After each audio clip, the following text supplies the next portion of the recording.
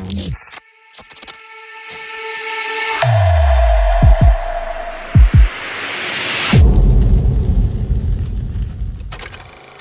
know, talk a little bit about the Knicks and talk about the emergence of Cat, man, because you know for everyone who was crooning in the beginning of the year, and I myself included to some. Logically, I knew Cat was a lot better than Julius, but the emotion and the loyalty we have as New Yorkers, we were like, you know what I'm saying. But it's clear that the New York won that trade with Minnesota.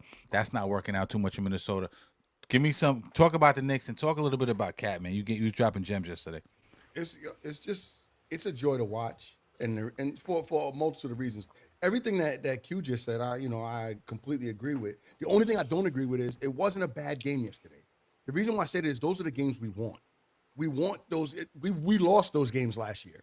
Yeah, When you get those, you know what I mean. So for us to pick that up learning how to win. yesterday, and Tibbs with those two timeouts back to back, I think was a really genius chess move. There's a lot that went into yesterday's win because it could have went in the opposite direction and spoiled everyone's Christmas. But those are the games that I want.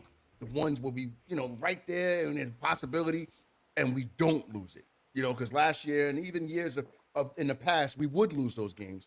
But to really speak about everything in a big shell, and me and you, Cash, we spoke about this last night.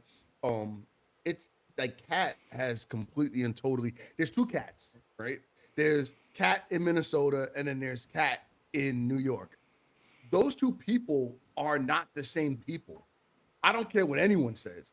If you look at the demeanor, the way he played the game, even his expressionism after a bucket, if you look at it here in New York, they're not the same character.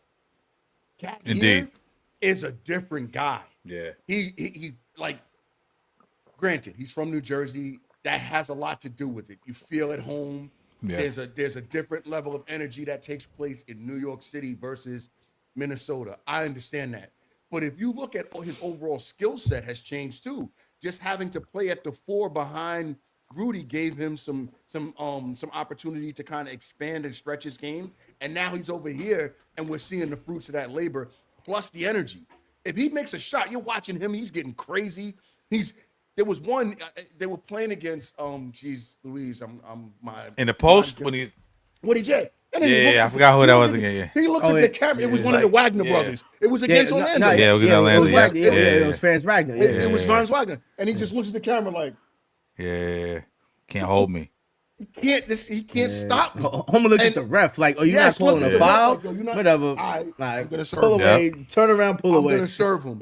And that to me is what is kind of changing this whole team. The offense is unbelievably, it's high paced. There's a lot of points being scored. Anybody can do it on any given night. Is a rebound monster. He leads the league, I think, in rebounding at 13.7 or 13 and a half or whatever the number is. Yeah. Right now, I don't see how we can be stopped other than attrition and injury. I don't think that that's coming. Pause. I think that we're going to be fine as far as that's concerned. I think that we have some pieces coming back with Shamit, like you said.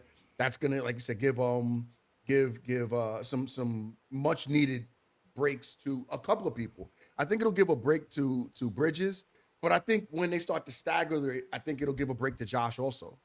The way, like as they start to stagger it a little bit. So that's good. We don't really have a time of when Mitchell's coming back, or maybe we do. It's just under tight wraps. I don't know. No, I haven't heard like a specific time. Approximations only.